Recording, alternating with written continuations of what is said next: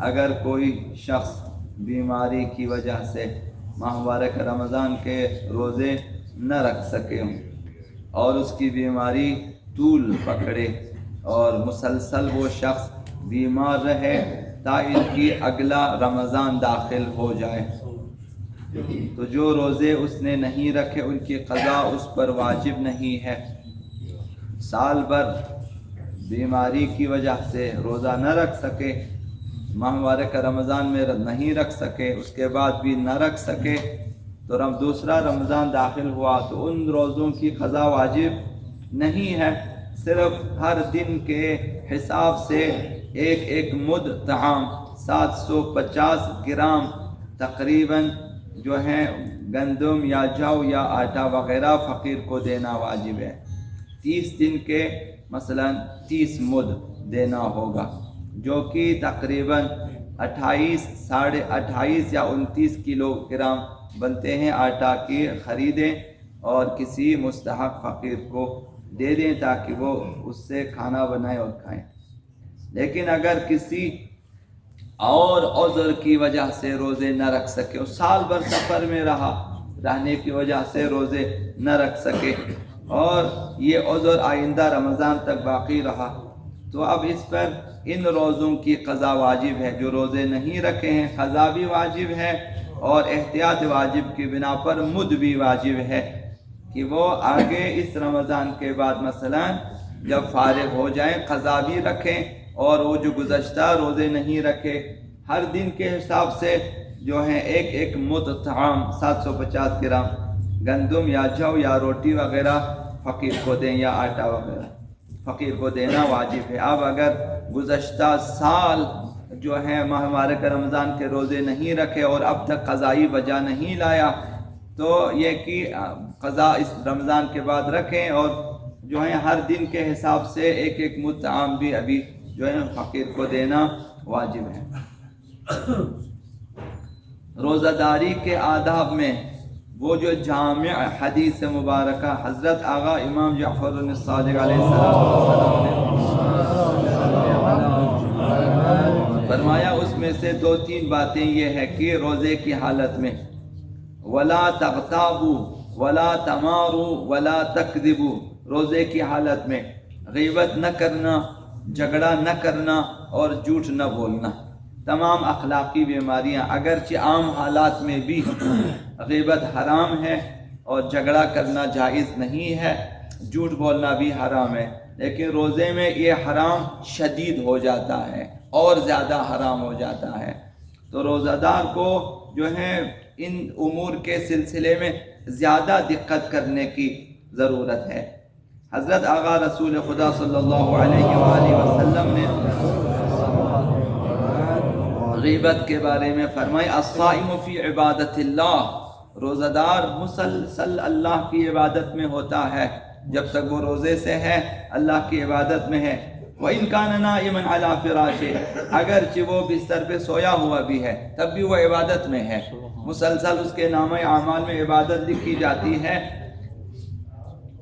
ما لم یغتب مسلماً، تا ان کی کسی مسلمان کی غیبت کرے، جب کسی مسلمان کی غیبت کرتا ہے تو عبادت کی حالت ختم ہو جاتی ہے، اب وہ عبادت میں نہیں ہے، اب وہ گناہ کر رہا ہے، تو لہٰذا غیبت سے حد اقل یہ ہے کہ روزے کے دوران دن بھر جو ہے روزے سے ہے تو پرہیز کرنا چاہیے۔ فرمایا، من اغتاب مسلما او مسلمتا لم يقبل اللہ صلاتہ وصیامہ 40 لیلہ، جب کسی مومن اور مسلمان کی غیبت کی جاتی ہے تو خداوند متعال 40 دنوں تک اس کی نہ نماز قبول فرماتا ہے نہ روزے قبول فرماتا ہے، الا ان یغفر لہ صاحب، تا ان کی جس کی غیبت کی ہے وہ آپ کو بخشے۔ تو لہٰذا اگر اس نے آپ کو معاف کر دیا یا آپ نے اپنے اور اللہ کے درمیان اس کے لیے دعا کی اور اپنی بخشش کے لیے بھی دعا کی، جیسا کہ فقہا نے فرمایا کہ جس کی آپ نے غیبت کی ہے اسے نہ بتائیں بلکہ اپنے اور خدا کے درمیان دعا کریں اس کے لیے بھی اور اپنی بخشش کے لیے بھی، تو جب تک وہ گناہ نہ بخشا جائے انسان جو ہے حالت عبادت سے خارج ہے، اور انسان کی نمازیں عبادتیں وغیرہ قبول نہیں ہوتی ہیں۔ جر و بحث کے بارے میں، جگڑنے کے بارے میں، کسی بھی موضوع پہ پیغمبر اسلام نے فرمایا ذر المراء، جر و بحث چھوڑ دو، ناحق گفتگو میں جو جھگڑا کرتے چھوڑ دو. فإن المؤمن لا يماري، مومن جھگڑا نہیں کرتا. یہ جو عرض کیا آپ کی خدمت میں کہ آپ کی بات یا سنی جائے گی نہیں سنی جائے گی، اگر نہیں سنی گئی آپ خاموش ہو جائیں، بھائی میری بات نہیں سن رہا. اب زبردستی جھگڑنے کی کوئی ضرورت نہیں ہے. کسی بھی چیز کو ایسے شخص کے لیے ثابت کرنے کی ضرورت نہیں ہے جو آپ کی بات ماننے کے لیے تیار نہیں ہے. احکام شرعیہ میں جھگڑتے ہیں، ضرورت کیا ہے؟ کسی جاننے والے سے جا کے پوچھیں یا توضیح المسائل اتار کے پوچھیں. اب ضرورت ہے کہ اس میں قسمیں کھا کھا کے جو میں نے بات کی وہ صحیح ہے. خیر ابھی معاشرے میں یہ چیزیں چل پڑی ہیں، جو ہیں غلط فتوے اس قدر دیے جا رہے ہیں، لوگوں کو گمراہ کیے جا رہے ہیں غلط فتووں کی وجہ سے. بہرحال تو ذر المراء، جھگڑا چھوڑ دو، مومن جھگڑا نہیں کرتا. ذر المراء فإن المماری لا اشفع له یوم القیامہ. پیغمبر صلی اللہ علیہ وسلم فرمایا جھگڑے چھوڑ دو، میں قیامت کے دن جھگڑالو کی شفاعت نہیں کروں گا. جو شخص جھگڑتا ہے، بحث کرتا ہے بیہودہ، میں اس کی شفاعت نہیں کروں گا. جھوٹ کے بارے میں حضرت آقا امام باقر علیہ السلام نے ارشاد فرمایا ان الکذبۃ لا یفطر الصیام، جھوٹ بولنے سے روزہ بے اثر ہو جاتا ہے، روزے کے اثرات ختم ہو جاتے ہیں، روزہ خراب ہو جاتا ہے. اگر چیز ظاہری روزہ باقی ہے لیکن روح ہے روزہ ختم ہو چکی ہوتی ہے. اس روزے کے اندر مغز نہیں ہے، اس روزے کے اندر جو ہے روح نہیں ہے، بے روح روزہ ہے، اس طرح بے جان لاش کی طرح ہے جھوٹ بولنے سے. حضرت آقا رسول خدا صلی اللہ علیہ وآلہ وسلم نے فرمایا ثلاثۃ لا یریحون رائحۃ الجنہ، تین اشخاص ہیں جو جنت کی خوشبو نہیں سونگھ سکتے. تین افراد، ایک رجل ادعا الی غیر ابیہ، ایک وہ شخص ہے جو خود کو دوسرے باپ سے نسبت دے، اصل باپ کو چھوڑ دیں، دوسرے باپ سے نسبت دیں، کسی اور کو باپ کہنا شروع کر دیں. اسلام میں شجرہ تبدیل کرنا حرام ہے، اسی لیے میں نے عرض کیا بے فارم تبدیل نہ کریں. لے پالک اولاد کو بھی اپنے بے فارم پہ نہ چڑھائیں، یہ صحیح نہیں. آپ اس کا شجرہ گما رہے ہو، اسے اپنے کھاتے میں ڈالے جا رہے ہو. کل کو شادیاں ہو سکتی ہیں، محرم و نامحرم کے مسائل، ارث و میراث کے مسائل ہو سکتے ہیں، تو یہ صحیح نہیں ہے. شجرہ تبدیل کرنا، آپ لے پالک لائیں اور انہیں گود لے لیں، لیکن اسے بتا دیں یا لکھ کے رکھیں کہ اس کا شجرہ ادھر ہے، اس کو اپنے کھاتے میں. تو یہ کہ ابھی وہ اس کو پتہ نہ ہو، مثلا وہ کسی اور کو بابا بابا کہنا شروع کر دیں اپنے اصلی باپ کو. فرمایا کہ جنت کی خوشبو نہیں سونکھے گا جو اپنے باپ کے علاوہ کسی اور کی طرف اپنی نسبت دے. وَرَجُلٌ كَذِبَ عَلَيَّ، اور وہ شخص جو مجھ پر جھوٹ باندھے، پیغمبر صلی اللہ علیہ وسلم جو مجھ پر جھوٹ باندھے گا وہ بھی جنت کی خوشبو نہیں سونکھ سکتا. وَرَجُلٌ كَذِبَ عَلَىٰ عَيْنَيْهِ، وہ شخص جو اپنی آنکھوں دیکھا جو حال ہے اس کے برخلاف بولے، یعنی اپنی آنکھوں کو جھٹلائے، جو دیکھا تھا اس کے برخلاف گواہی دے.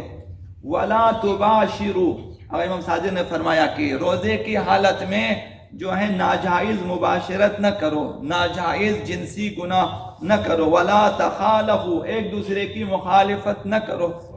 وَلَا تَغَاضَبُوا، ایک دوسرے کو ناراض نہ کریں. اگر مومنین آپس میں ناراض رہتے ہیں ان کی عبادتیں قبول نہیں ہوتی ہیں، اسے یاد رکھنا چاہیے. 3 دنوں تک، 3 دنوں کے بعد جو ہے ایک کو ضرور بھی ضرور جا کر جو ہے دوسرے کی رضایت حاصل کرنی ہوتی ہے. اگر ایک شخص نہیں مانتا کسی طرح سے بھی کہ بھئی ہمارا آپ کے ساتھ کوئی، تو پھر وہ گناہ گار ہے. آپ اپنی طرف سے راستہ کلیئر کریں کہ بھئی میری طرف سے کوئی ناراضگی نہیں ہے. اور فرمایا وَلَا تَسَابُّوا، ایک دوسرے کو دشنام نہ دو. گالی گلو جو معاشرے میں رائج ہے، ایک دوسرے کو دشنام نہ دو. وَلَا تَشَاتَمُوا، ایک دوسرے کو شتم اور بری باتیں نہ کہو. وَلَا تَفَاتَرُوا، اور عبادت میں سستی نہ کرو۔ حضرت آقا رسول خدا صلی اللہ علیہ وآلہ وسلم نے فرمایا ایک دوسرے کو ناسزا کہنے والے دو افراد ہیں، جگہ ایک دوسرے کو گالیاں دے رہے ہیں، المتسابانی شیطانانی، دو گالیاں دینے والے افراد دونوں شیطان ہیں، یتعاویانی و یتہاترانی، دونوں ایک دوسرے پہ بھونک رہے ہیں اور دونوں ایک دوسرے پہ تہمت لگا رہے ہیں، جبکہ دونوں حق پر نہیں ہے۔ شیطان سوار ہو جاتا ہے یا انسان شیطان کے گھوڑے پہ سوار ہو جاتا ہے، جس طرف چاہے وہ ہمیں لے جاتا ہے، ہمیں اپنے آپ کو قابو میں رکھنا چاہیے۔ اور فرمایا یسب الرجل فیسب اباہ و امہ، جب ایک شخص دوسرے کو گالی دیتا ہے اس کا نتیجہ یہ ہوتا ہے کہ اگلا شخص اس کے والدین کو گالی دے دیتا ہے، تو گناہ اس شخص کے ذمے جس نے شروع کیا ہے، جس نے اسے گالی دی، اس نے اس کے ماں باپ کو گالیاں دینی شروع کر دی، تو یہ انسان کا روزہ خراب ہو سکتا ہے، انسان کی عبادتیں خراب ہو سکتی ہیں۔ جب ہم نے روزہ رکھنا ہے تو چند آداب کا بھی خیال رکھنا ضروری ہے، تاکہ حد اقل جو ثواب ہے کم از کم اس سے ہم محروم نہ ہو جائیں۔